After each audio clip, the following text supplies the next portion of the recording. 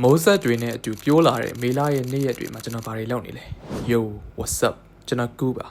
ဒီနေ့မနေ့တော့ကျွန်တော်ဘဲမှမသွားခင်အရင်ဦးဆုံးမမေကိုအာရှတော်ဝင်စေကမ်းမှာစေရုံမှာသွားပြီးတော့စစ်တာလိုက်ဆောင်ပေးရတယ်ပေါ့လေပြီးတော့ကျွန်တော်တို့မနေ့စာသွားစားတယ်ရှမ်းခေါက်ဆွဲနဲ့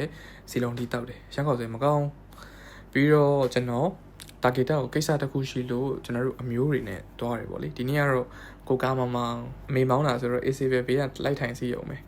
ကျွန်တော်တို့တာဂီတာမှာနေကင်းလောက်ကမှနေကင်းလောက်ရောက်မှပြန်လာပြကျွန်တော်အကြာရွေးနေရတာပြန်တဲ့အချိန်လမ်းမာတွေကမိုးတွေရွာလာတယ်မိုးတွေလည်းရွာတော့စိုင်းတီးစံတချင်းလေးဖွင့်ပြီးတော့တလုံးတချင်းလေးညီးပြီးပြန်ကြတယ်အိမ်ရောက်တော့လည်းမိုးတွေကရွာနေတော့မယ်ပြမိုးမဆဲသေးဘူးပေါ့လေမဆဲတယ်လို့တဲလည်းမတဲဘူးပေါ့နော်မိုးက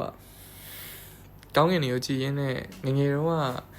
ပုံရိပ်တရားခေါင်းထဲမှာပေါ်လာတယ်ငငယ်ကဆိုမိုးရွာပြီးဆိုရင်အခုလိုခောက်ဆွဲလေးကိုမမေပြုတ်ပေးတယ်အဲ့လိုအချိန်လေးဆိုများတော့မီးပြက်လေးရှိတယ်ငငယ်ကဆိုအဲ့လိုမျိုးဆိုလို့ရှိရင်ဖျောင်းနိုင်လေးချွန်ခောက်ဆွဲပြုတ်လေးတွေစားပြီးတော့နေကြတဲ့အမတ်တရပုံရိပ်တရားလည်းကိုယ်ခေါင်းထဲမှာ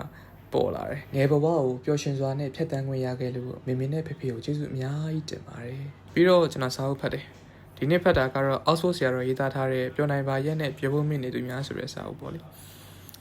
ပြီးတော့ဘောလုံးပွဲကြည့်တယ်ဘောလုံးပွဲကတော့စနေနေ့ကနေညရီလို့ကျွန်တော်ရဲ့အချိန်ကြီးကဘောလုံးပွဲကြည့်တာနဲ့ပဲကုန်နေတာကဲဆိုတော့အားလုံးပဲ take care ကျွန်တော်ကူးပါ